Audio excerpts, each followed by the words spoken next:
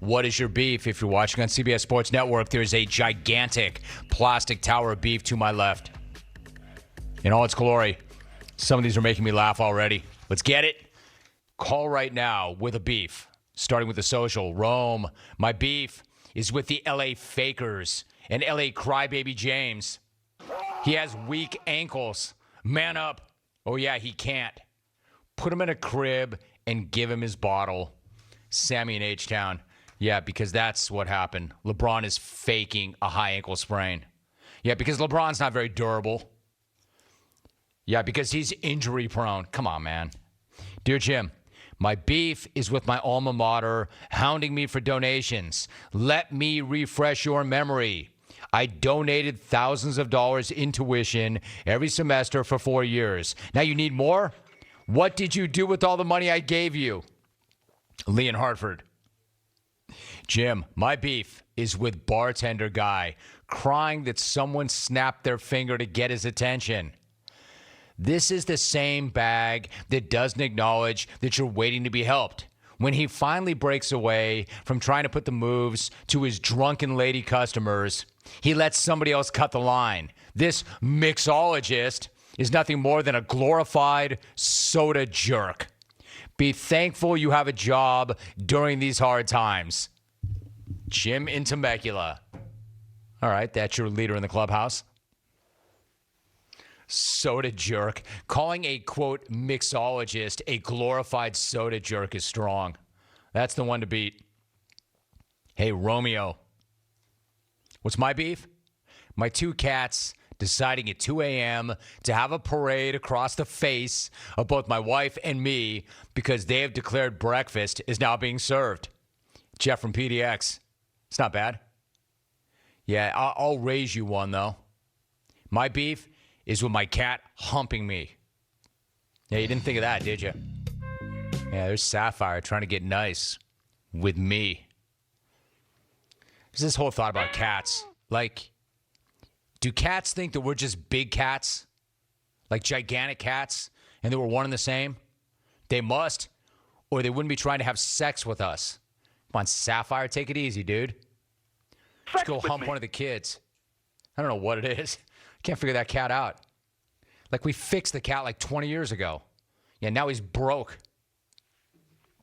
Anyway, I love how Alvin breaks out the porno music whenever I mention Sapphire the cat trying to get nice with me or Janet or all of us.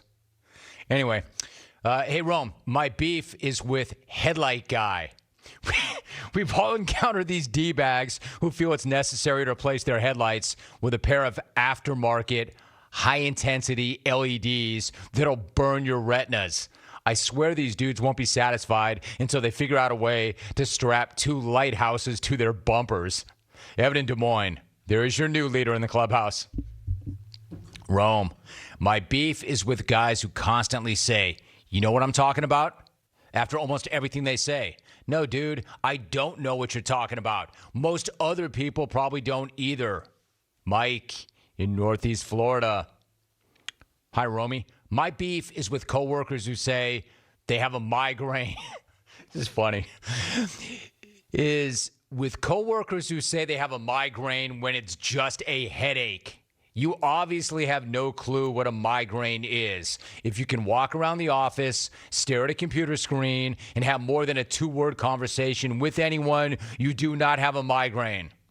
Marcus in Colorado. As somebody who used to suffer migraines, he's right. Don't say you have a migraine when you have a headache. Romy, my beef is with my family.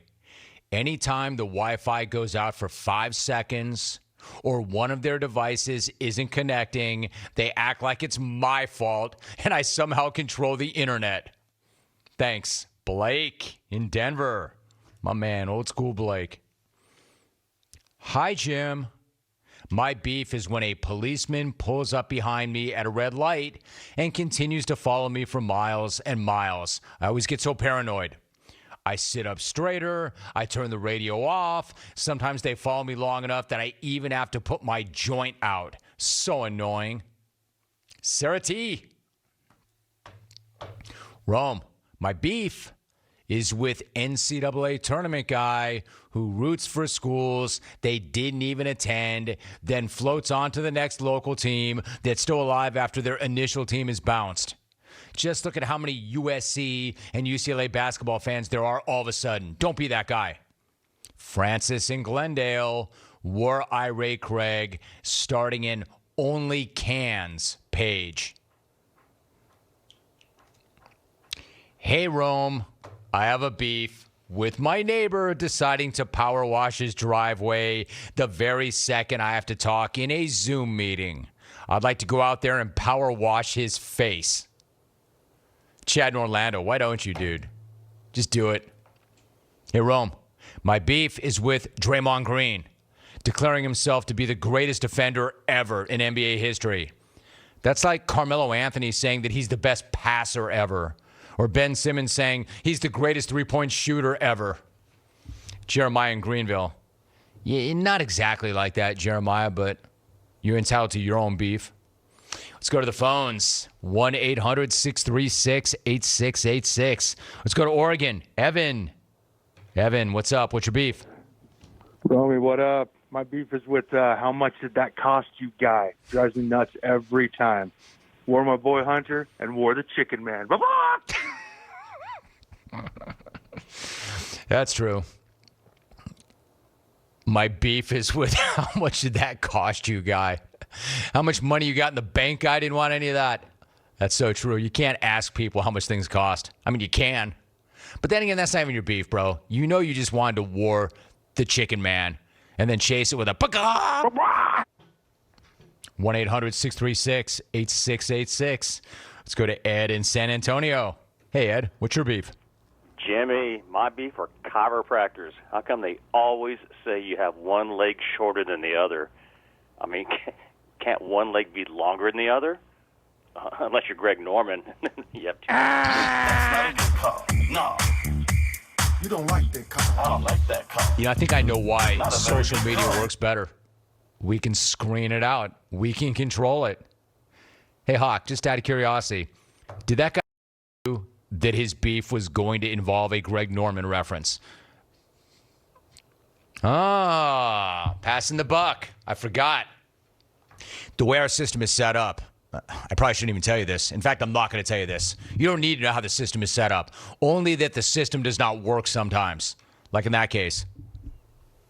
1-800-636-8686. Let's go to Albuquerque. Dan in the ABQ. Hey, Dan, what's your beef? Yeah, paper towel dispenser guy. He stands in front of the paper towel dispenser drying his hands. You know the beautiful thing about paper towels? You could not only can you dry your hands, but they're portable. Go stand in front of the soda machine. All right, Dan. Kind of an unusual beef, but all right. Basically, what you're saying is get the hell out of my way so I can get my paper towels. You don't need to do it right there. Take your towels and keep moving. Is that your beef? Hey, man, it's better than one of those disgusting, scummy roll towels. Those things are weird. All right, let's go this time to Hedstrom Bacon. Yo, Bacon, what's your beef? Hey, Jimmy, I just got back from the paper towel dispenser. My beef is with these callers who insist on turning what's your beef into what's my life story. Get in, get out, spare some time for the rest of us late. All right, well said. What's your beef? He's right. Just state your beef and keep moving. You don't need to turn this into some kind of life story or anecdote.